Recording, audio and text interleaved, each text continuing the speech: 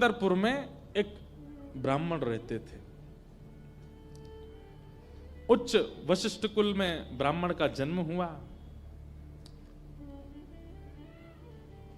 थे तो ब्राह्मण, शिखा सूत्र भी रखते थे, तिलक भी लगाते थे, लेकिन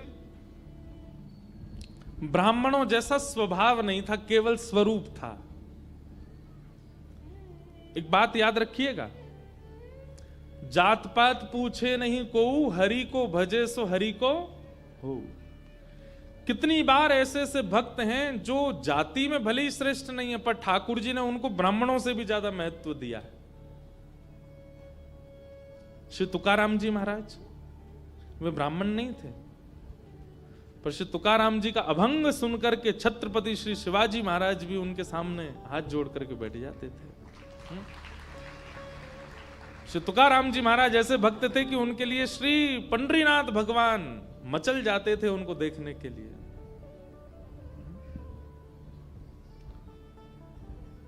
चोखो मेला पंढरपुर के पास भक्त हुए, उनका चरित्र मैंने कहा है। कैसे अद्भुत भक्त, श्रेष्ठ जाति के नहीं थे संसार के लिए, पर ठाकुर जी के लिए।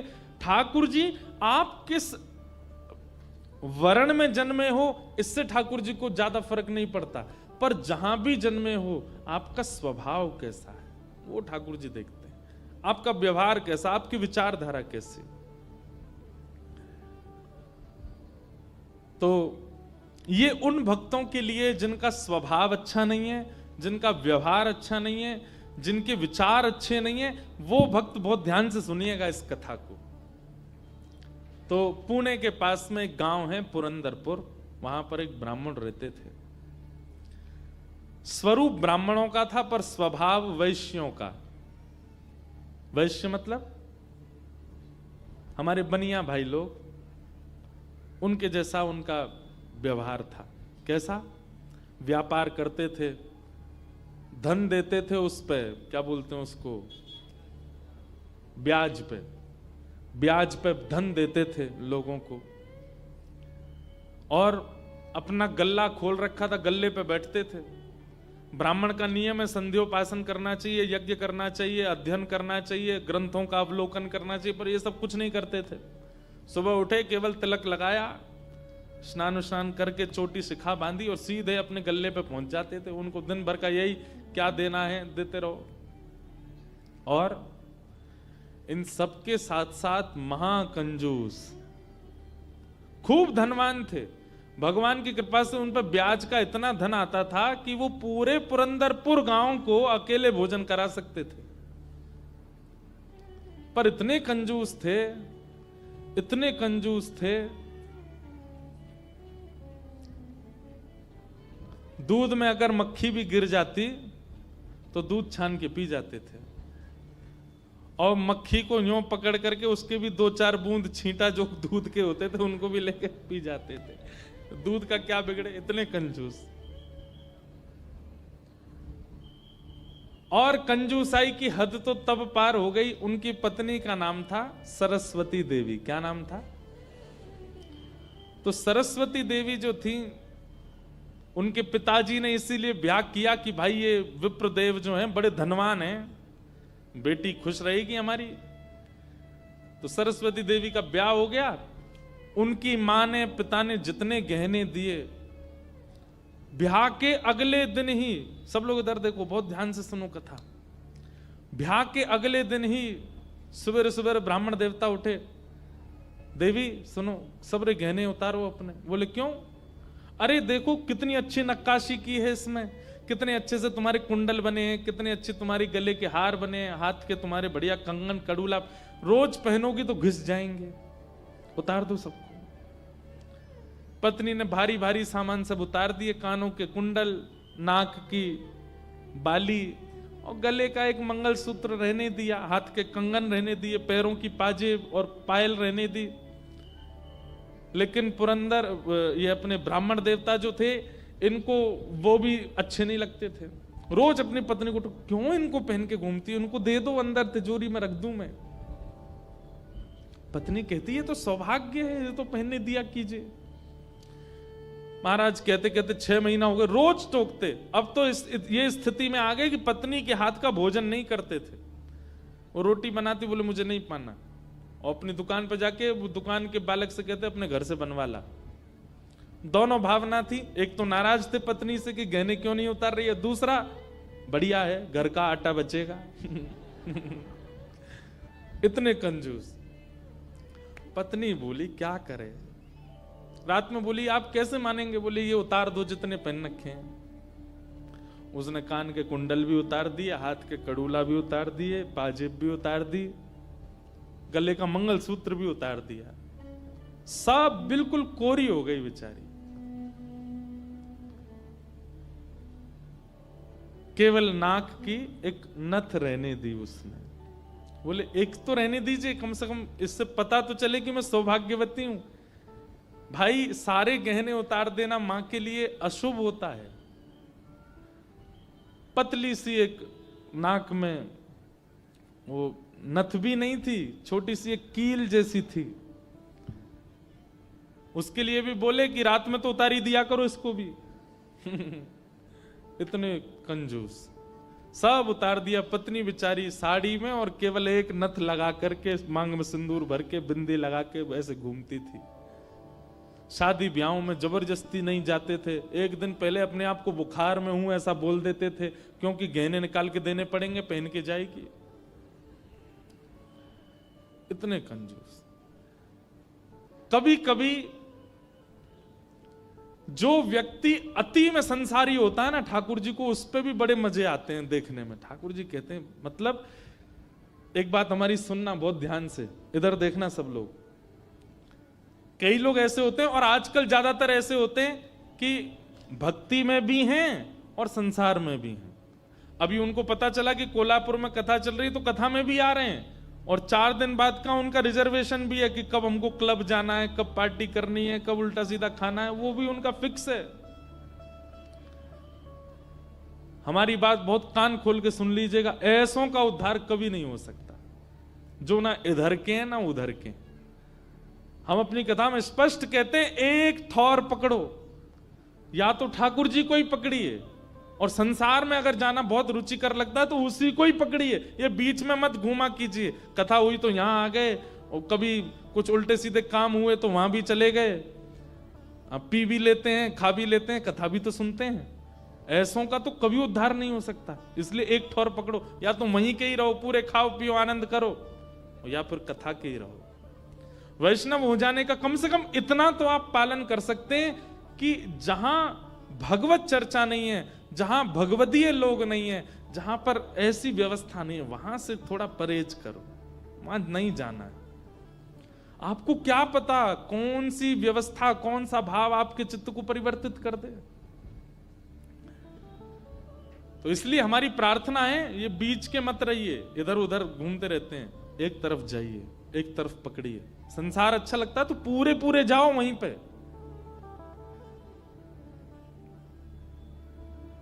तो कभी कभी ठाकुर जी पूरे पूरे संसारियों पे भी ठाकुर जी रीझ जाते हैं। ठाकुर जी बोले, भाई ये ब्राह्मण देवता बड़ा बहुत अच्छा लग रहा हमको। क्यों? बोले इतना कंजूस तो हमने कभी नहीं देखा है, बहुत भयंकर कंजूस है। ठाकुर जी का मन आ गया उस पर। अच्छा, जो पत्नी थी ना सरस्वती देवी, वो बड़ी भक्ता थी। वो तो नाम जप भी करती थी, वो दर्शन करने के लिए भी जाती थी, लेकिन ये नहीं जाते थे उसके साथ। वो अपने माता पिता के मायके जब जाती थी तो मायके वाले लेके जाते थे उसको दर्शन कराने। ये तो कभी नहीं लेके जाते थे, तो कंजूस थे, खर्चा होगा। और मायके भी खुद नहीं लेके जाते, इनके भाइयों से बोल देते तुम्हें ही आके ले जाओ, उसमें भी खर्चा ना हो मेरा। सोचो कितनी ऊंचे लेवल के कंजूस। तभी ठाकुर जी का मन आ गया इस पे, तो इसको देखूं मैं एक बार। और हमारे श्री पंडरीनाथ भगवान, श्री विठल भगवान एक दीनहीन से ब्राह्मण का रूप धारण किया। फटी सी धोती पहनी, कुचैली मैली सी कुर्ता पहने, और पुराना काला सा जनेऊ धारण किया, और महाराज ऐसी तिलक सा लगा करके बिल्कुल दीनहीन, झुर्रियां पड़ रही हैं मुखमंडल पर, और ऐसे हाथ जोड़ते भय इनके दुकान पर पहुंच गए। रूप रंग देख करके ही पहले तो ब्राह्मण देवता समझ गए, बोले अरे ये और आ गया, ये कुछ देना वेना तो है नहीं, मांगेगा। कहो तन पे नहीं लगता, चल दिए कलकत्ता, क्या करने आए हो? ठाकुर जी बोले बहुत गरीब ब्राह्मण हूं मैं, मेरी बेटी का ब्याह होने वाला है, अपनी पुत्री का ब्याह करना है मुझे, और मुझे ब्याह के लिए थोड़ी व्यवस्था चाहिए धन की। आप तो बहुत बड़े धनवान सेठ हैं, कृपा कर दीजिए ना, कुछ दे दीजिए मुझको, मैं अपनी बेटी का ब्याह कर दूंगा और थोड़ा ठीक हो जाएगा। या तो धन दे दीजिए, नहीं तो कुछ सामान दे दीजिए, सामग्री दे दीजिए, मैं उसी से कुछ ना कुछ तो व्यवस्था करूं।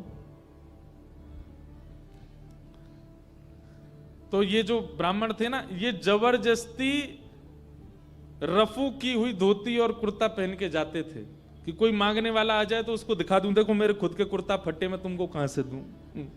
तो ठाकुर जी को दिखाने लगे, ये देखो मेरी धोती यहां से उधरी हुई है, मेरा कुर्ता यहां से फटा हुआ, कैसे तुमको दूं, मैं खुद नहीं अपने नए खरीद पा रहा, तुमको कहां से दूं भाई। ये सब तो केवल बाहर का दिखावा है, मेरे पे कोई पैसा वैसा कुछ नहीं है, दूसरों का धन ले रखा है मैंने, भैया चलते बनो, कहीं और जाओ, किसी और से मांगो, भगवान करे तुम्हारी बेटी का ब्याह बहुत अच्छा हो। बोले मुझे या तो धन दीजिए, नहीं तो मैं यहीं बैठा रहूंगा। ठाकुर जी जिद पे आ जाएं तो उनको कौन हटावे। ठाकुर जी वहीं बैठ गए द्वार पे, बोले मुझे धन दो, ऐसे तो नहीं जाऊंगा, मैं आपके दर पे आया हूं, कुछ तो लेके जाऊंगा, मेरी बेटी का ब्याह है। अंत में हार करके ब्राह्मण बोला, देखो मैं ऐसे नहीं देता हूं, कुछ लाओ, मेरे पास गिरवी रखो, पैसा ले जाओ, और जब पैसा हो जाए तो पैसा देके अपना सामान ले जाना, तुम पे है कुछ देने के लिए। ठाकुर जी बोले मुझ पे तो कुछ भी नहीं है, मुझसे कुछ काम करा लीजिए दुकान में, मैं ये कर दूंगा, आपकी साफ सफाई कर दूंगा, इतना कर सकता हूं, उसके बदले कुछ दे। बोले उसकी जरूरत नहीं है, सब है नौकर चाकर मेरे पास, मैं तुम्हें बस इतना कह सकता हूं, कोई मूल्यवान सामग्री दो, पैसा ले जाओ, और जब पैसा हो जाए तो पैसा वापस दे के सामग्री ले जाना। मतलब इतना भी दान नहीं कर सकता मैं।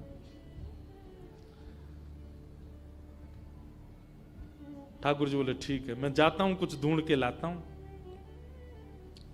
ठाकुर जी भी इतने खेलते हैं, ठाकुर जी जैसा खिलाड़ी नहीं है दुनिया में, इतना बड़ा खिलाड़ी कोई नहीं हो सकता। ठाकुर जी गए उस ब्राह्मण देवता के घर, और घर जाकर के द्वार पे खड़े होकर रोने लगे, इतना रोए, भीतर से सरस्वती देवी निकल के आई। अरे अरे अरे अरे ब्राह्मण देवता, आप इतना रो क्यों रहे हैं, क्या बात है? छोटी सी मेरी लाली बड़ी हो गई है, उसका ब्याह के लिए मैं बहुत दिन से वर ढूंढ रहा था, बड़ी मुश्किल से एक लड़का मिला है, अपनी बेटी का ब्याह करना है, बहुत जगह ठोकरें खा के मांगा मैंने, मुझे किसी ने सहायता नहीं दी, अंत में तुम्हारे द्वार आया हूं, यहां भी नहीं मिला, बेटी को क्या मुंह दिखाऊंगा, यहीं प्राण त्याग दूंगा, जहर मेरी जेब में ही रखा है। सरस्वती देवी तो बेचारी बड़ी भावुक, भक्त का इस स्वभाव है कि वो दूसरे की पीड़ा देख ही नहीं पाएगा, तब समझो वो भक्त है। जो दूसरे की पीड़ा देख ले और देख करके भी बिल्कुल उसका मन घबराए ना, मन बिल्कुल नेत्र सजल ना हो, समझना उसमें भक्ति भाव उचित है नहीं। सरस्वती देवी तो रोने लगी, आंखें लाल पड़ गई, बोले भगवान मेरा मन अगर मुझ में सामर्थ्य होती मैं पूरा घर आपको दे देती, पर मैं क्या करूं, मेरे पतिदेव इतना प्रतिबंध लगा के रखते हैं कि मैं स्वयं ऐसे रहती हूं, मैं आपको क्या दूं। ठाकुर जी तो इतने ही पछाड़ खा के गिर पड़े, अरे हाय राम, अब तो मैं जहर खाना ही पड़ेगा, निकालू कहां है। सरस्वती देवी रुकी रुकी रुकी, ऐसा मत कीजिए भगवान, चरण पकड़ूं आपके, मेरे पास एक ही वस्तु है। और तुरंत अपनी नाक की जो कील थी वो निकाली, और निकाल करके बोले ये ले जाइए, इससे थोड़ा बहुत धन आपको मिल जाएगा, स्वर्ण की है, आप अपनी बेटी का ब्याह तो नहीं कर पाएंगे पर कुछ व्यवस्था तो हो जाएगी आपकी। ठाकुर जी तुरंत, जहर भी पता नहीं कहीं गिर गया था, बढ़िया तुमने दे दिया, अब मैं कुछ कर लूंगा व्यवस्था। ठाकुर जी वो कील उसकी नाक की ले ली, और सीधे गए उस ब्राह्मण की दुकान पर। देखो कितने उद्यमी हैं ठाकुर जी। और उसके दुकान पर जाके सीधा ले ले, और इसके बदले अब ला पैसा दे मुझको। तू कह रहा था ना कुछ सामान दो, उसके बदले पैसा मिलेगा। ये ले सोने की कील नाक की धर ले अपने पास, ला पैसा दे। ब्राह्मण देवता ने जैसी कील देखी, ये आपको कहां से मिली? बोले उससे तुझको क्या, तू तो पैसा दे। मुझे कहां से मिली इससे तेरे को मतलब नहीं होना है, तू पैसा दे मेरे को, मेरी बेटी का ब्याह है। और अब मैं तेरे से भीख नहीं मांग रहा हूं, चीज रख के गिरवी तब ले रहा हूं, ला दे। बेचारा फंस गया। वो क्या करे, वो 3-4 बार सोचे, बोले मिली कहां से? बोले तू मत सोच, मुझे पैसा दे। कील उसने तिजोरी में अंदर रखी, ताला लगाया, और उसका जो धन होता था वो धन ठाकुर जी को दिया। ठाकुर जी ने जेब में धरी, निकल गए वहां से। ब्राह्मण ने अपनी भुजा ऊपर करी, बोले इसको बताता हूं, ये बहुत दानवीर बनती है अपने मन में। मैंने इसको बोला था एक कील पहने, वो तो बहुत अच्छी कृपा मुझ पर ठाकुर जी की, जो मैंने इसके सारे गहने उतरवा दिए, नहीं तो सब दान कर देती। एक कील छोड़ी, वो भी दान कर दी किसी को।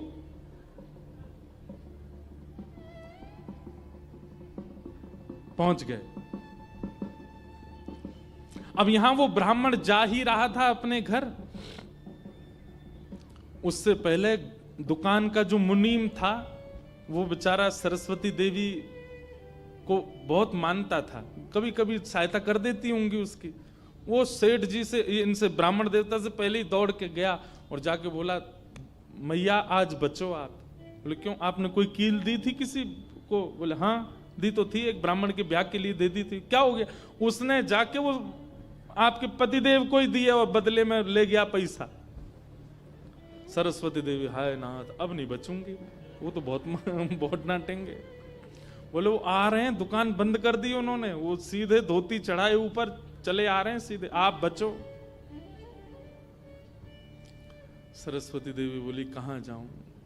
हे पांडुरंगा, हे विठलनाथ, हे मेरे प्राणनाथ, मेरी रक्षा करो। ये कैसा नियम आपने मेरे आज जीवन में पहली बार तो कुछ दान किया, वो भी एक ब्राह्मण बेचारा अपनी हत्या करने पर तुला था तो मैंने किया। ये कैसा आपने खेल किया ठाकुर जी, कैसे भी मेरे पति को रोको। लेकिन इतनी डरती थी अपने पति से, इतनी व्याकुल हो गई, तुरंत विष ले लिया। बोली कि मैं उनका क्रोध नहीं सह पाऊंगी, उनकी मार पिटाई डांट नहीं सह सकती, उससे अच्छा तो मैं प्राण त्याग दूं अपने।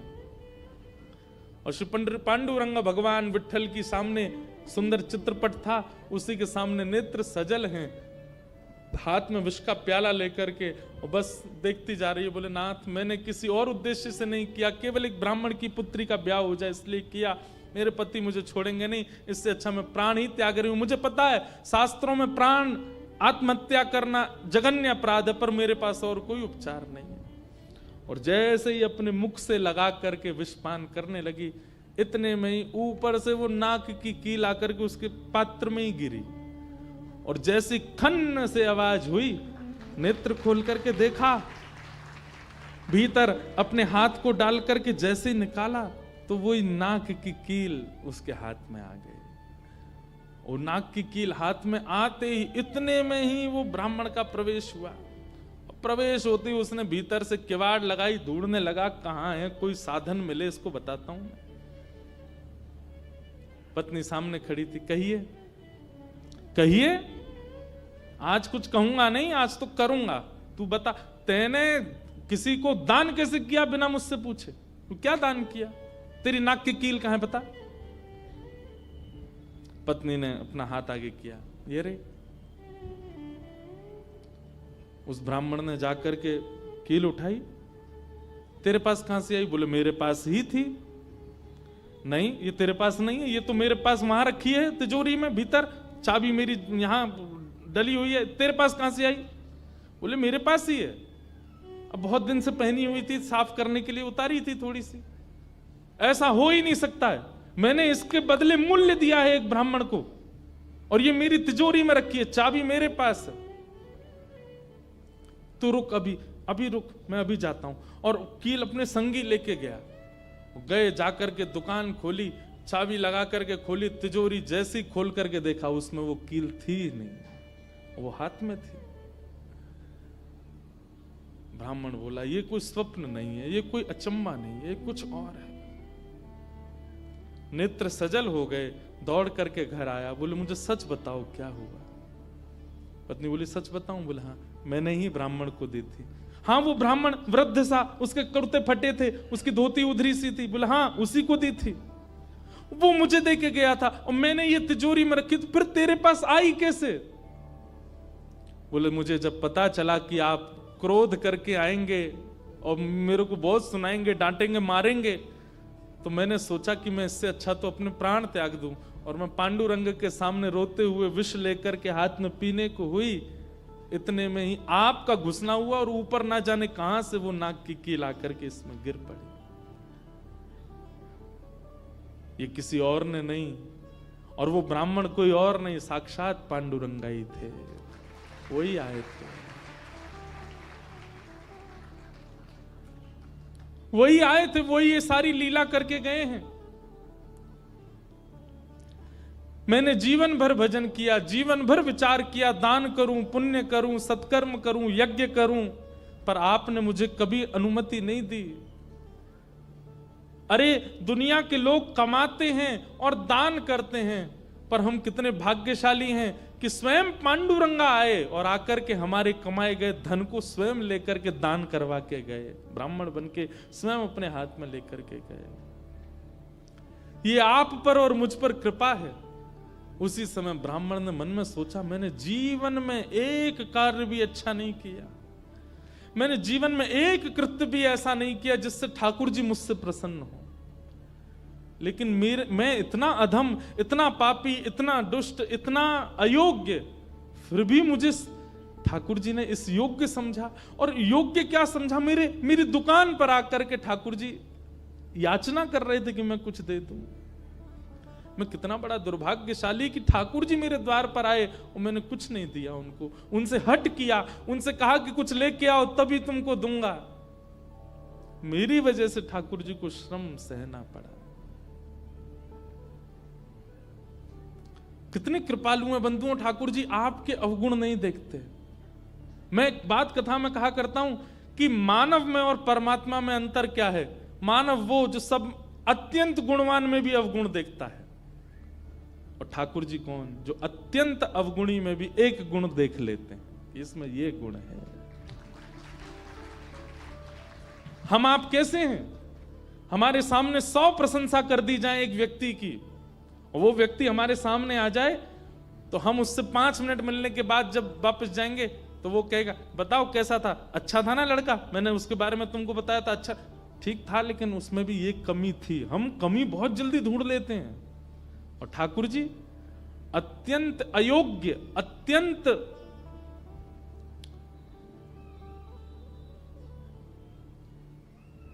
विचलित व्यक्ति में भी एक गुण खोज लेते, इसीलिए वो ठाकुर जी। उसी समय उस ब्राह्मण देवता ने विचार किया कि अब किसके लिए जीना है। अपनी दुकान बंद कर दी, दुकान को बेच दिया, घर को बेच दिया, और पत्नी के साथ आ गए श्री पंढरपुर। और पंढरपुर में विठल भगवान के आगे आकर के बहुत रोए, याचना करने लगे, नाथ मेरे दुकान पर आप खड़े हो गए आकर के, और मैंने आपको इस प्रकार से दुत्कार दिया, इस प्रकार से आपको कर दिया। बहुत रोए।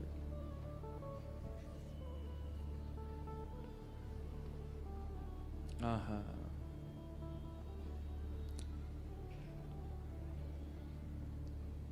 ठाकुर है तू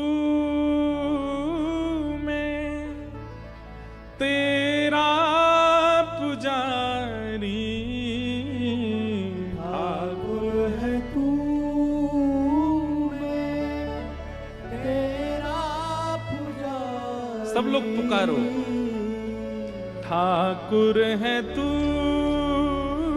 मैं तेरा पुजारी, ठाकुर है तू मैं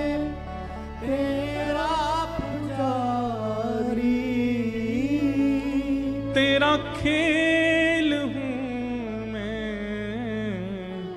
तू मेरा खिलाड़ी। तेरा खेल हूँ मैं, तू मेरा खिलाड़ी। हे नाथ, ये तो उल्टा हो गया। आप खिलाड़ी हैं और मैं खेल हूं। आपको मुझसे खेलना चाहिए, पर मेरे द्वार पर आकर के आप मांगते रहे और मैं मना करता रहा। मैंने गलत किया ना। और तब से उन्होंने पंढरपुर निवास कर दिया। सब छोड़ करके केवल पांडुरंग भगवान के सामने बैठ के कीर्तन गाते। उन्हीं का नाम फिर हो गया भक्त पुरंदर। बोलो भक्तराज पुरंदर की। इसीलिए कहते पुरंदराचा विठ्ठल, क्योंकि पुरंदरपुर के रहने वाले थे, इसलिए उनका नाम पुरंदर हुआ। और ठाकुर जी के आगे गा रहे हैं, मेरा नाथ तू है, मेरा नाथ तू है, नहीं मैं अकेला, मेरे साथ तू है। ओ मेरा नाथ तू है, मेरा नाथ तू है, नहीं मैं अकेला, मेरे साथ तू है। मेरा नाथ तू है, मेरा नाथ तू है, नहीं मैं अकेला, मेरे साथ तू है। मेरा नाथ तू है, मेरा नाथ तू है, नहीं मैं अकेला, मेरे साथ तू है, मेरा नाथ तू श्री राधा रमण लाल की। हो।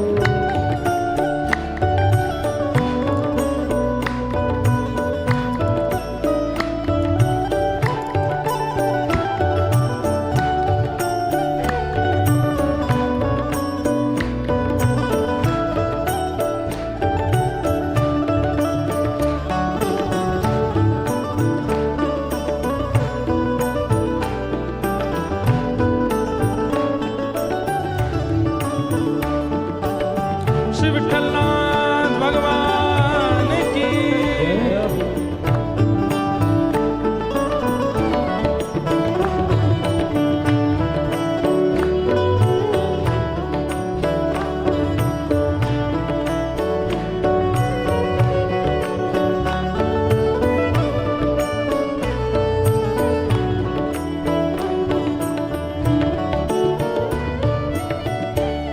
चला जा रहा हूँ मैं राह पे तुम्हारे,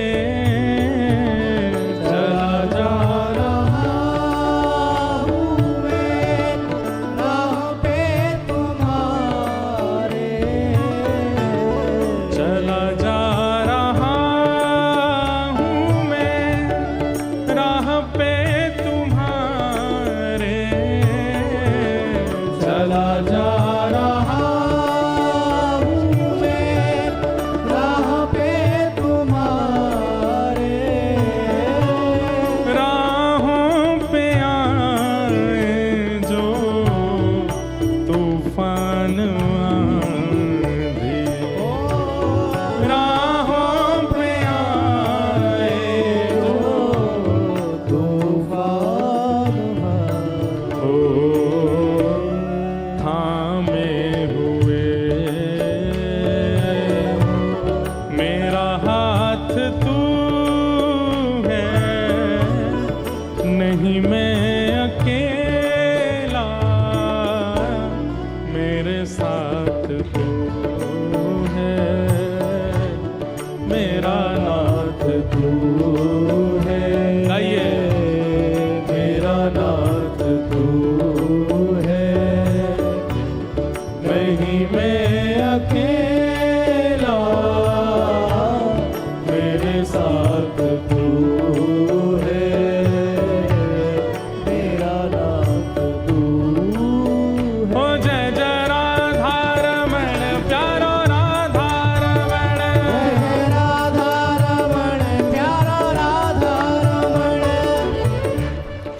जी महाराज कहते हैं एक अभंग में कि अगर कीर्तन हो रहा हो ठाकुर जी की कथा में और अगर कोई व्यक्ति ताली ना बजावे और गाए ना, तो इसका दंड क्या मिलता है? बोले अगले जन्म में ना तो उसको जीभ मिलती है ना हाथ मिलते हैं।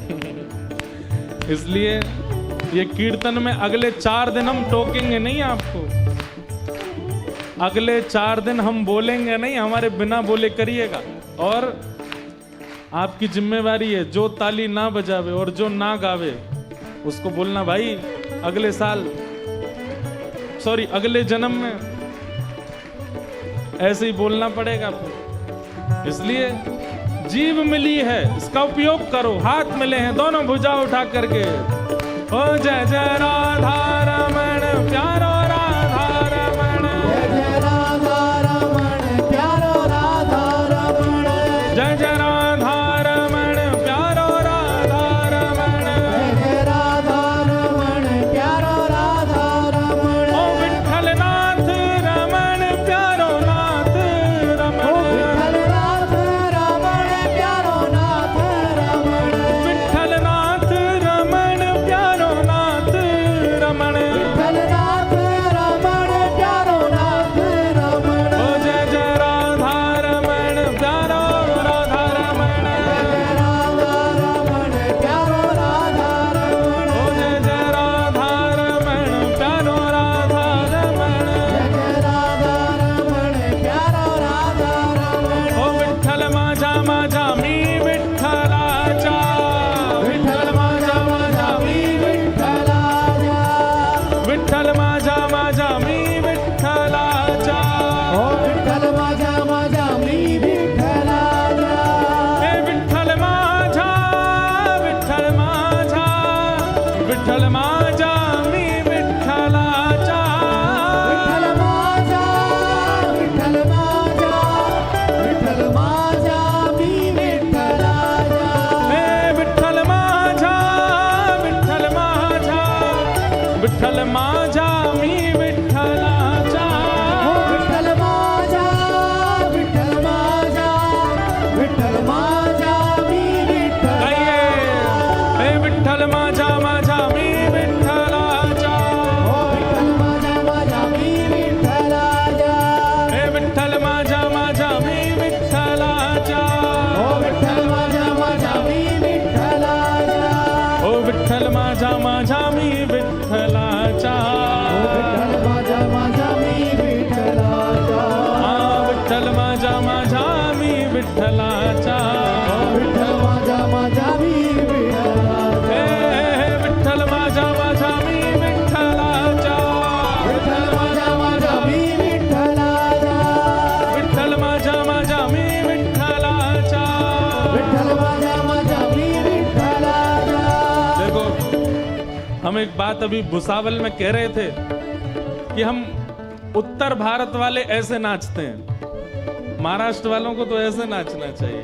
आपके यहाँ तो ठाकुर जी ऐसे हैं ना, ओ विठ्ठल माझा माझा मी विठ्ठलाचा, विठ्ठल माझा माझा मी विठ्ठलाचा, विठ्ठल माझा माझा मी विठ्ठलाचा, विठ्ठल माझा माझा मी विठ्ठलाचा, हे विठ्ठल माझा विठ्ठल माझा, विठ्ठल माझा मी विठ्ठलाचा, ओ विठ्ठल माझा विठ्ठल माझा, विठ्ठल माझा मी विठ्ठलाचा, हे विठ्ठल माझा विठ्ठल माझा,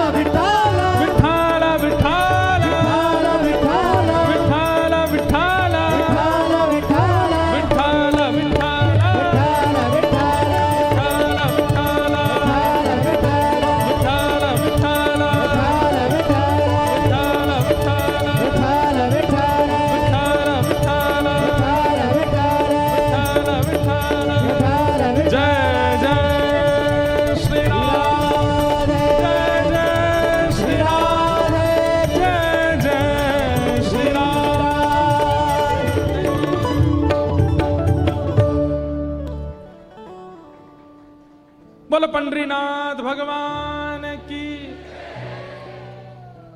ऐसे ठाकुर जी ने पुरंदर को स्वीकार किया और उनका नाम पड़ गया पुरंदर दास। क्या नाम पड़ा? क्योंकि वो पुरंदरपुर के निवासी, इसलिए उनका मूल नाम तो कुछ और ही था, पर उनको सब पुरंदर दास कहते थे। श्री पुरंदर दास जी, आप नित्य भगवान के सामने जाते और श्री पंडरीनाथ भगवान से जाके कहते मुझे दंड दीजिए। कोई भक्त ठाकुर जी से कह सकता है मुझे दंड दो भैया, ने ठीक करो इसको? कोई कह सकता है? कोई नहीं। हम लोग तो केवल ठाकुर जी से सुख की कामना करने वाले लोग हैं, कभी ठाकुर जी से कष्ट नहीं मांग सकते। रोज ठाकुर जी से जाके कहते कि नाथ मुझे कुछ पीड़ा दीजिए, मुझे कोई कष्ट दीजिए।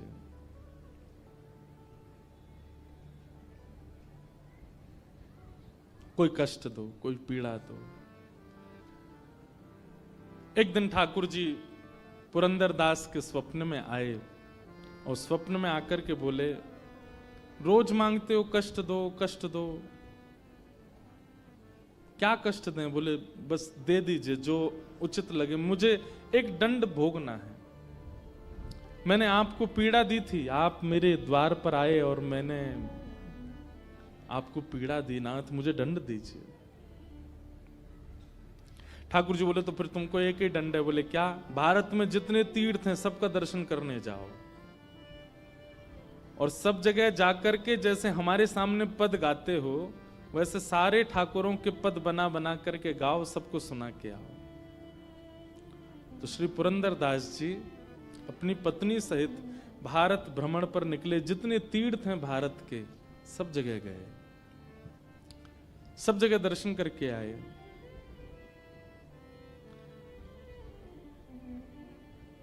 पास के कर्नाटक में एक विजयनगर नाम का एक स्थान है, वहां के राजा पुरंदर दास जी के परम भक्त हो गए। लेकिन वो राजा केवल श्री वेंकटेश तिरुपति बालाजी भगवान को ही भगवान मानते थे। वो कहते थे परमात्मा पृथ्वी पर केवल वेंकटेश भगवान है। तो पुरंदर दास जी को लेकर के वेंकटेश भगवान के दर्शन करने को गए। आपने वहां जाकर के भी ठाकुर जी का संकीर्तन गाया। और सबसे बड़ी बात थी श्री पुरंदर दास जी की जिस जिस प्रांत में गए वहां की भाषा में कीर्तन गाते थे। कर्नाटका में, मलयालम में, कन्नड़ में, तेलुगु में, मराठी में, बंगला में, उड़िया में, सारे भाषाओं में आपने मतलब कैसा दंड भोगा इन्होंने कि ऐसे नहीं ठाकुर जी ने कह दी तीर्थ चले जाओ तो सबरे तीर्थ घूम आए एक साथ ही। उस तीर्थ में जाते, वहां तीर्थ में जाके वहां की जो भाषा है उस भाषा को सीखते और फिर उस भाषा को सीख के वहां की भाषा में एक पद बनाते, पद ठाकुर जी को निवेदित करके तब अगले तीर्थ में जाते। ऐसे श्री पुरंदर दास जी ने अपने दंड को स्वीकार किया। कितनी बड़ी बात है। हमारे यहां कैसा होता है, समझ में आए बात तो ताली बजाओ, नहीं तो सुन लो। हमारे यहां कैसा होता है कि हमें अगर माता पिता दंड देते हैं हम उसमें भी ये सोचते हैं कि इसमें और क्या छूट मिल सकती है हमें। बच्चों को कई बार स्कूल में पनिशमेंट मिलता है, चलो हाथ खड़े करके बाहर चले जाओ। टीचर को लगता है बाहर भेज देना बहुत घातक है, इस बच्चे को थोड़ी अंदर फील होगी कि मुझे क्लास से बाहर कर दिया। पर बाहर जाके बच्चा बड़ा खुश होता है, वो हाथ नीचे और कर लेता है और कभी यूं से यूं कर लेगा, ऐसे से ऐसे कर लेगा। हमको भी खूब पनिशमेंट मिले ना स्कूल में। क्लास में खड़े रखना वो ज्यादा घातक है, क्योंकि हाथ नीचे होता है तो टीचर चिल्लाते हैं सीधे करो। इससे बढ़िया तो बाहर भेज दे, बढ़िया है, नजारा दिखता रहता है, ठंडी हवा लगती रहती है, आने जाने वाले बच्चों से थोड़ी बातचीत भी हो जाती है।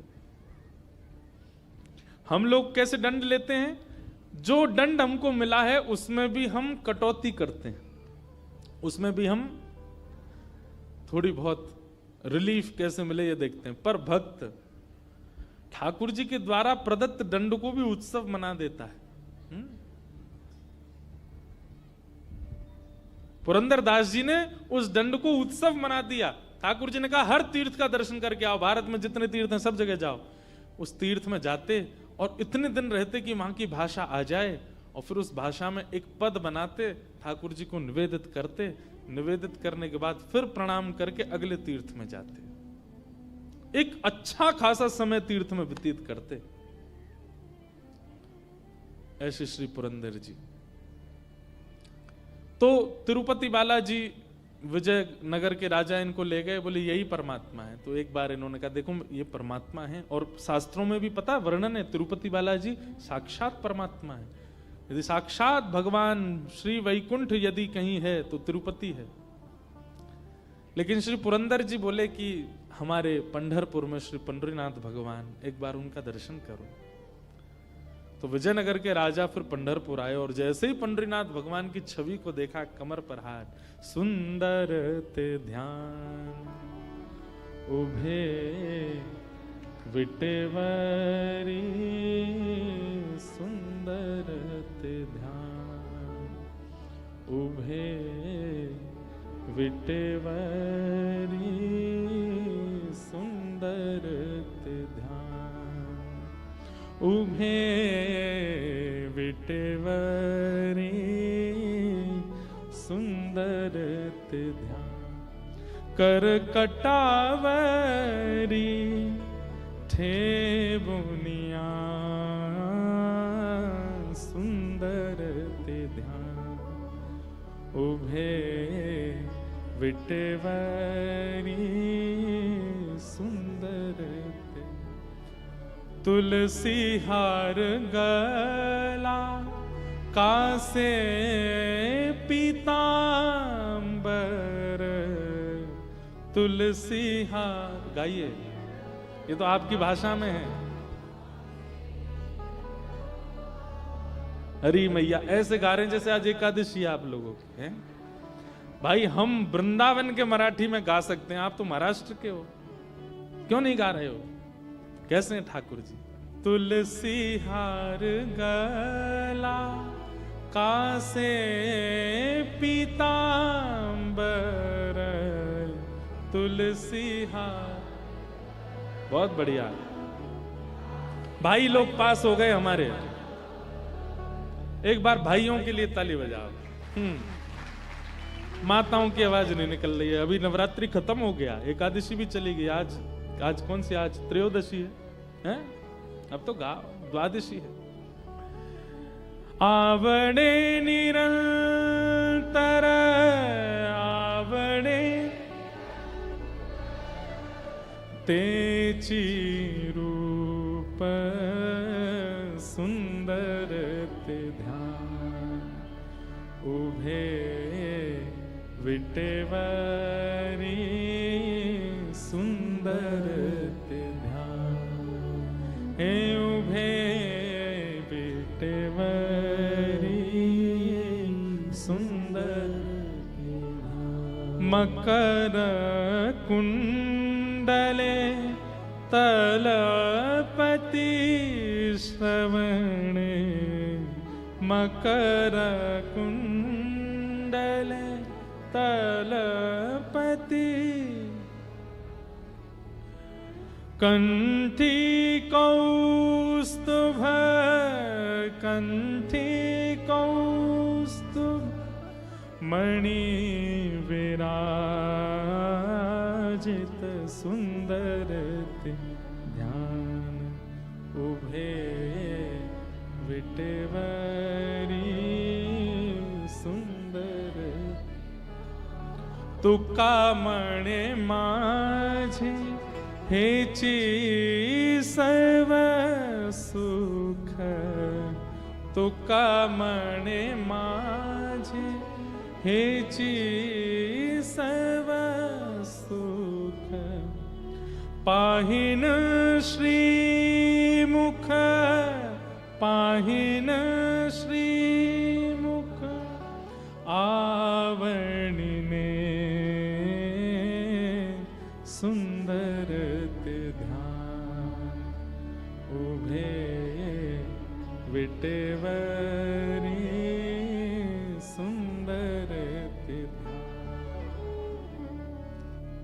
आपको बताऊं, हम तो अपना काम पूरा कर रहे हैं।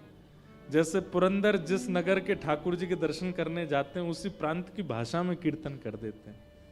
हम जगन्नाथपुरी जाते हैं तो वहां उड़िया में कीर्तन सुनाए जाते ठाकुर जी को।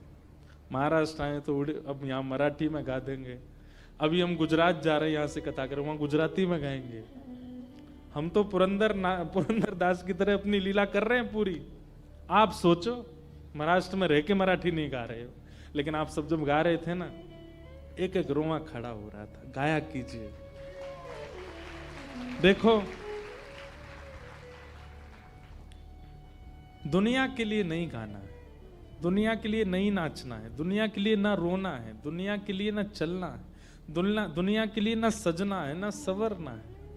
ये सारे गुण केवल ठाकुर जी के लिए करना।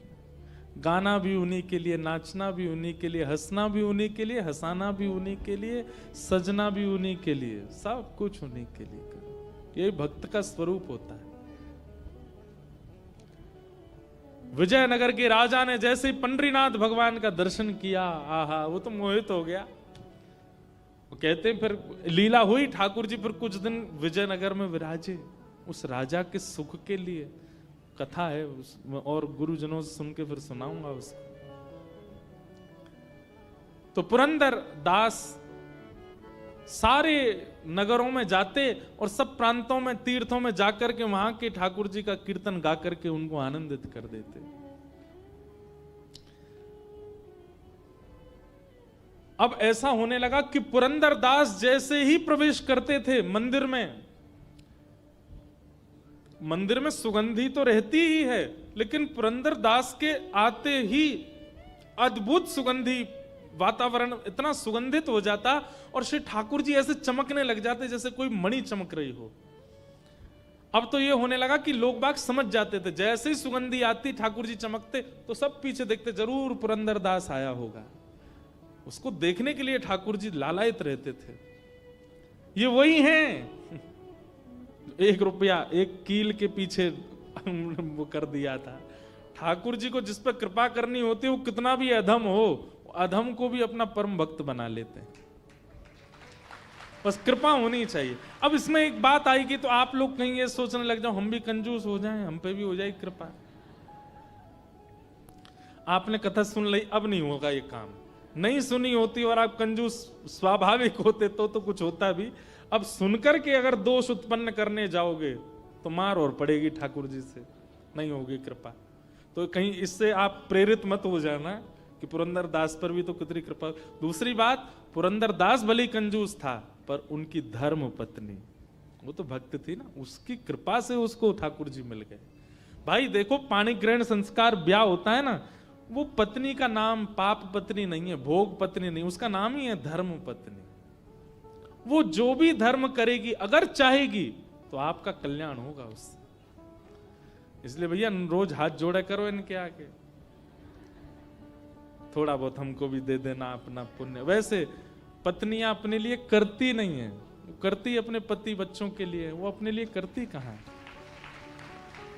दुनिया में जितने भी पुरुष सर्वश्रेष्ठ हो रहे हैं वो सब अपनी पत्नी की कृपा से ही हो रहे हैं। और इसका प्रमाण लक्ष्मी जी, इन्हीं की कृपा से ये इतने पूज रहे हैं पूरी दुनिया में। पत्नी का बहुत बड़ा रोल होता है पति को कुछ बनाने में। तो अब पुरंदर दास की बड़ी ख्याति हो गई। पूरे पंढरपुर में या तो भीड़ पंडरीनाथ जी के दर्शन करने को होती है या पुरंदर के दर्शन करने को होती है। लोग उनका कीर्तन सुनने जाते थे, बैठते थे। वैष्णव को चाहिए, अगर बहुत मान सम्मान प्रतिष्ठा मिलने लग जाए तो प्रतिष्ठा देने वाले को रोक तो नहीं सकते, पर हाथ जोड़ करके उसी समय नेत्र बंद करके ध्यान करे कि हे नाथ, मैं इस लायक नहीं हूं, ये सब आपकी कृपा है, ये आपका ही है। ठाकुर जी बोले अब थोड़ी सी और परीक्षा ली जाए पुरंदर दास की। पहले तो इसको हमने अत्यंत कंजूस से अपना दास बना लिया, अब ये दास बन गया है, अब इसका मन कैसा, इसकी थोड़ी परीक्षा ली जाए। तो पंढरपुर में एक नृत्यांगना थी, एक नृत्य करने वाली, बहुत अच्छा नृत्य करती थी वो। उसका नृत्य देखने के लिए बड़े बड़े दूर से लोग और कुछ मनचले लोग ही जाते हैं देखने के लिए। लेकिन वो थी तो नृत्यांगना, अपना जीवन यापन करने के लिए नृत्य करती थी, पर श्री पंडरीनाथ भगवान से बहुत प्रेम करती थी, भक्त थी। लेकिन मजबूरी में उसको ऐसा करना पड़ता था क्योंकि घर चलाना है। ऐसी थी कि उसके मन में ये भावना आती थी, वो जब लोगों को सामने देखती थी और जब उसकी वाहवाही करते थे ना लोग, हा हा क्या नाचती हो तुम, क्या बढ़िया, लोग उस पर धन लुटाते थे, तो वो उस समय नेत्र बंद करके सोचती, कभी पंडरीनाथ मेरे सामने ऐसे बैठे हों और मैं उनको नृत्य करके रिझाऊं, उनके सामने नाचूं, कभी मेरे नाथ मेरे नृत्य देखने के लिए आवे। और वो रोज पंढरपुर जाती, पंडरीनाथ विठल भगवान का दर्शन करके उनसे यही प्रार्थना की कि कभी आप मेरा नृत्य देखने आओ। वैसे है वो पवित्र नृत्य तो नहीं है, लेकिन नाथ मेरा भाव बहुत पवित्र है, कभी मेरे नृत्य में आप पधारो। तो पंडरीनाथ के पास में बहुत लंबा निमंत्रण था, बहुत दिनों से निमंत्रण था। ठाकुर जी बोले, भाई ये रोज हमको निमंत्रण देके जाती है, एक दिन चलें इसके नृत्य में, थोड़ा देख के आवे। ठाकुर जी बोले, ऐसे गए तो हो गया काम, क्या करें। तो बैठे बैठे ठाकुर जी बोले, ओहो इस नृत्यांगना का निमंत्रण है बहुत दिनों से, और पुरंदर दास की हमको परीक्षा भी लेनी है। तो ठाकुर जी ने पुरंदर दास का ही रूप धारण किया और पुरंदर दास का रूप धारण करके उस नृत्यांगना का नृत्य देखने गए ठाकुर जी। महाराज जैसे ही पुरंदर दास का उस सभा में प्रवेश हुआ, सब हक्का बक्का रह गए और सबके मुंह पे आता, अरे पुरंदर दास यहां। औरों की तो चले क्या, वो नृत्यांगना भी रुक गई,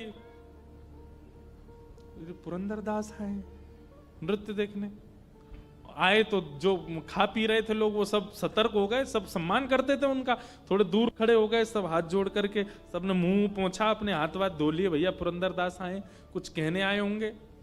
नृत्यांगना भी रुक गई एक कोने में जाकर के, बोलो ये क्यों आए, कुछ समाचार देने आए, कुछ कहने आए, उपदेश करने आए, कीर्तन सुनाने क्यों आए हैं। पुरंदर दास बोले, कहाँ बैठते हैं लोग, अच्छा इनमें बैठते हैं। तुरंत एक मसनद ली, उस पर ऐसे हाँ नाचो, तुम नाचती क्यों नहीं, हम तुम्हारा नृत्य देखने आए। और वहां सब लोग राम राम राम राम, सुबह भक्ति करता है, मंदिर में जाके करताल बजाता है, मंजीरा पीटता है, बता नृत्य देखने आया। लेकिन वो नृत्यांगना जो थी ना, उसके नेत्र सजल हो गए। बोले हरि तो नहीं आए, लेकिन हरिजन आए हैं, ये जरूर मेरे पंडरीनाथ ने भेजे होंगे। एक बात कहें भैया, हरि यदि प्रसन्न हो गए तो हरि प्रसन्न हो तो वैकुंठ देत।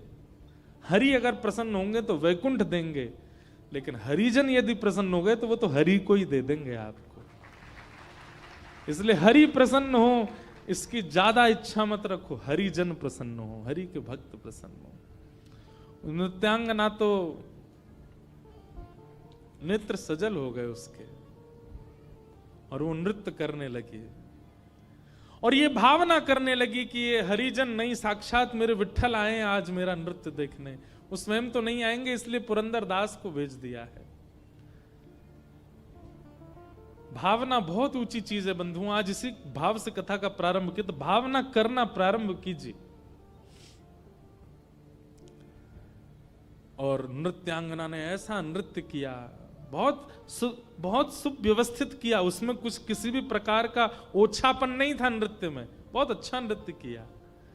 और नृत्य करके जब नृत्य में द्रुत गति उसने पकड़ी, पुरंदर दास तो ताली बजाने लगे, पुरंदर दास भी नृत्य करने लगे। अब संग वाले कहे राम राम राम, ये तो क्या जमाना आ गया, कलयुग, घोर कलयुग आ गया है।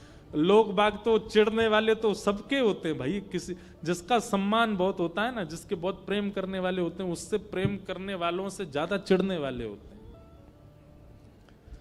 अब तो वही सब जो पहले से वहां बैठे थे वो दौड़ दौड़ करके गए और नगर के लोगों को निमंत्रण, आओ आओ आओ दिखाएं, तुमको दिखाएं, देखो वहां नृत्यांगना का नृत्य देखने कौन आया। और वहां लोग पहले तो अरे नहीं ऐसी जगह हम नहीं जाएंगे। अरे तुम नहीं जाओगे, तुम जिसका सत्संग सुनते हो वो पुरंदर दास बैठा है वहां पे, चलो देखो। सब जाकर के देखें पुरंदर दास को, तो अरे राम ये बैठे यहां पर नृत्य देख रहे हैं। पूरे नगर में हवा की तरह बात फैल गई। कथा के बड़े बड़े पोस्टर लगा दो तो भी आदमी 8:30 के बाद ही आएगा। और कहीं ऐसे कृत्य चलते हो, कहीं तमाशा चल रहा हो, कहीं पर उल्टे सीधे कृत्य चल रहे हो, बिना निमंत्रण के लोग पहुंच जाते हैं, बिना पोस्टर के लोग पहुंच जाते हैं। जगह नहीं बचती महाराज, तिल नहीं रखा जाएगा वहां पे, अड़मड़ के लोग पहुंचते हैं। और बुरा नहीं मानिएगा, माताओं की संख्या सत्संग में ज्यादा, भाइयों की संख्या ऐसी जगह पे ज्यादा होती है, सबसे ज्यादा वहीं पहुंचेंगे। दुर्भाग्य। एक पद मुझे याद तो आ रहा है पर अभी नहीं गाऊंगा, थोड़ी देर में सुनाता हूं। कबीरदास जी का पद मुझे याद दिला देना, कबीरदास जी का पद गाना है, गाऊंगा। तो सब लोग देखने लगे। पुरंदर दास जी बोले वाह वाह वाह वाह, आनंद आ गया, क्या नृत्य किया तुमने, मैं कुछ देना चाहता हूं, कुछ है नहीं मेरे पास, क्या करूं। तो अपना सोने का कड़ूला उतार करके और उसको दे दिया, लो तुम्हारा, और दे करके चले गए। लोग बाग क्या कहें, अरे राम कितना गलत हुआ। लेकिन वो कड़ूला पुरंदर दास का नहीं था, श्री विट्ठल भगवान का था। और दे करके ठाकुर जी तो मंदिर में जाके व्यवस्थित हो गए, परीक्षा भी हो गई और निमंत्रण भी स्वीकार हो गया, दोनों काम कर आए। ठाकुर जी के चक्कर में पड़ मत जाना, किसी दिन बहुत खेलते हैं, इन जैसा खेल कोई नहीं खेलेगा। प्रार्थना तो करना कि एक बार तो खेल के दिखाओ, ठाकुर जी कैसे कहो, ऐसा खेलेंगे महाराज। विराट कोहली वगैरह एक तरफ, ठाकुर जी की बैटिंग के आगे सब पीछे हैं, ऐसा खेलते हैं। अब स्वयं जाकर के रुक्मणी जी से बोले आहा अब बढ़िया नींद आएगी हमको। क्यों? बोले बहुत दिन से बुला रही थी, उसके यहाँ भी हुआ है, वो पुरंदर दास के हमको मन की स्थिति पहचाननी है, वो काम भी कर आए। रुक्मणी जी बोली ऐसा क्या किया? बोले रोन दो, सूर्योदय होते ही पता चलेगा। दूसरे दिन सूर्योदय हुआ। अब क्या था कि लोग बाग बातें तो बना रहे थे पुरंदर दास की, लेकिन कोई कहीं बड़ी जगह से उछले तो इस पर थोड़ा रोष दिखाया जाए। उस समय फोन तो होते नहीं थे, किसी ने वीडियो बना के वायरल कर दी हो। अब सब आंखों से देखी जिनकी थी वो थी। सब प्रतीक्षा कर रहे हैं बात। आज पुरंदर दास जी अपने घर से निकले, जो प्रणाम करने वाले थे वो भी कह रहे थे पुरंदर दास बोले भाई रामकृष्ण हरि। तो पुरंदर दास बोले ऐसा क्या हो गया भाई, आज ये रामकृष्ण हरि भी नहीं बोल रहा कोई हमसे। लेकिन किसी ने कोई एक्शन नहीं लिया, सब बस उनको नजरअंदाज कर रहे थे। पुरंदर दास बोले होगी कोई बात। अब बात कहां से हुई कि मंदिर जैसे खुला, ठाकुर जी का श्रृंगार हुआ, एक हाथ का कड़ूला नहीं है ठाकुर जी का। पुजारियों ने सारी तिजोरियां देख ली, गर्भगृह पूरा छान मारा, कहीं भी ठाकुर जी का कड़ूला नहीं मिला। अब ये बात निकल के मंदिर से बाहर आई, पूरे नगर में हल्ला हो गया, भैया ठाकुर जी का कड़ूला खो गया है, चोर है कोई, नगर के सारी नाकाबंदी कर दो, बाहर कोई निकलने ना पाए। अगर चोर कहीं भाग गया होगा तो बाहर ढूंढेंगे, अगर अभी भी नगर में तो कहीं भागने ना पाए और सबकी तलाशी ली जाए। कड़ूला चोरी होने की खबर जैसे ही लोगों तक पहुंची तो जो लोग रात में नृत्य में थे वो सब मंदिर पहुंच गए। वैसे कभी मंदिर नहीं जाते थे, आज पहुंच गए। नहा धोकर के तिलक लगा के बाल वाल काट के बोले ठाकुर जी का कड़ूला खोया। बोला हाँ। उसमें 2 शेर बने थे। बोले हाँ। उसमें कुछ ऐसा? बोले हाँ। अरे ये तो कल रात में पुरंदर दास पहन के घूम रहा था। बोले पुरंदर दास वो तो परम भक्त है भगवान। अरे भक्त, गली गली के आदमी से पूछ लो कैसा भक्त है वो, हमने अपनी आंखों से देखा कल उसको। पुजारियों के मन में विश्वास तो नहीं आ रहा था कि ऐसा कुछ होगा, पर जब हर एक व्यक्ति से पूछा गया तो सब ने कहा, बोले कि हमने अपनी आंखों से देखा। कल रात में वो वहां थे और वहीं उन्होंने प्रसन्न होकर के नृत्यांगना को वो कड़ूला उतार के दिया। हो सकता है कि वो कड़ूला पंडरीनाथ जी का ही हो, और नहीं तो आप वो नृत्यांगना के घर की तलाशी ले लो। सब लोगों ने जाकर के जब नृत्यांगना से उसको पकड़ा और उसको पूरे घर की तलाशी ली, कड़ूला मिल गया। और उससे पूछा, किसने दिया तुमको? सच बताओ नहीं तो तुम्हारे प्राण हरण कर लेंगे। किसने दिया?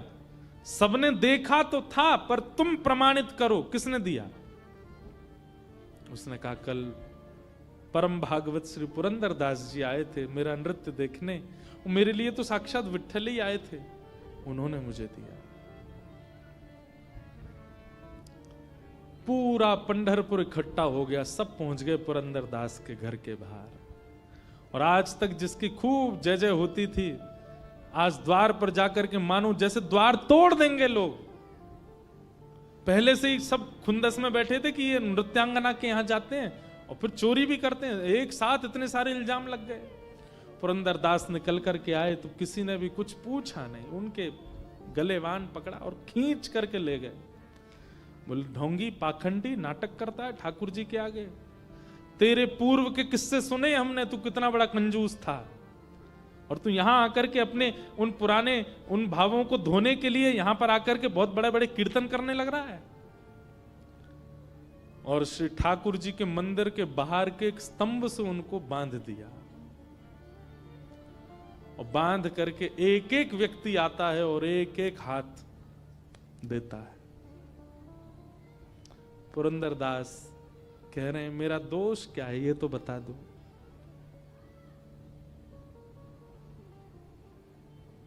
लोग कहते हैं, तू दोष पूछता, तुझे नहीं पता तूने क्या किया, और मारो इसको। वही मनचले व्यक्ति जो रात को वहां नृत्यांगना के यहां जाते थे, वे सब आज लाइन में खड़े हैं पुरंदर दास के मारने के लिए।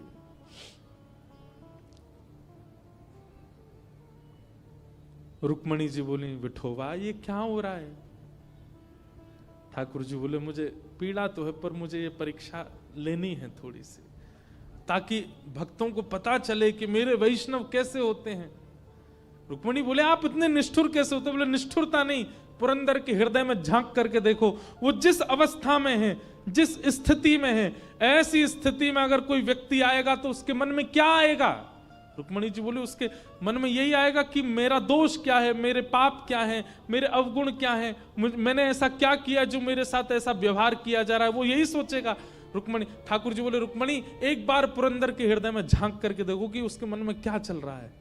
लोग बाग बारी बारी से आकर के पुरंदर दास के ऊपर हाथ बरसा रहे हैं, और पुरंदर दास मन में पता क्या सोच रहे हैं, मेरा क्या अपराध था? ओ, ठाकुर जी ने मुझे तीर्थ यात्रा पर भेजा था ना, जरूर मैं तीर्थों में गया था, तो वहां मेरे से हो सकता है कुछ अपराध भोजन का हो गया होगा, किसी वहां के वैष्णव को मैंने मैंने पीड़ा दे दी होगी, किसी से ऊंची आवाज में बोल गया होऊंगा, या मैंने किसी प्रकार का कोई अपराध तीर्थों में किया होगा। भाई शास्त्र कहते हैं, अन्य क्षेत्रे कृतम पापम तीर्थ क्षेत्रे विनश्यति, और तीर्थ क्षेत्रे कृतम पापम वज्रलेपो भविष्यति। आप पूरी दुनिया में कोई भी पाप करोगे, तीर्थ में जाने से आपका वो पाप नष्ट हो जाता है, पर तीर्थ में यदि कोई पाप आपसे हो गया तो वो तो पत्थर की लकीर है, उसको कोई नष्ट नहीं कर सकता। अगर जगन्नाथपुरी, बद्रीनाथ, द्वारिका में आपने कोई पाप किया, पत्थर की लकीर है, वो तो आपको भोगना ही पड़ेगा, वो मिटेगा नहीं। तुरंत ये बात सोच करके और पुरंदर हंसने लगे, बोले, वाह वाह, जय हो विट्ठल भगवान, तुम्हारी जय हो। मैंने तीर्थों में पाप किए थे और मेरे वो पाप पत्थर की लकीर हो गए, तो आपको चिंता हो गई कि मेरे पुरंदर दास के पाप अब पत्थर की लकीर हो गए, इनको मैं कैसे मिटाऊं। तो आपने ये योजना अपनाई कि पंढरपुर के लोगों से आज मुझे दंड दिलवा करके जो मेरे तीर्थों के पाप हैं उनको आप नष्ट कर रहे हो। ठाकुर जी, मैं प्रसन्न हूं, आप जितने चाहे वैष्णवों को भेजिए, मैं सबके द्वारा दिए गए इन दंडों को स्वीकार करूंगा। ये देख करके रुक्मणी जी के नेत्र सजल हो गए।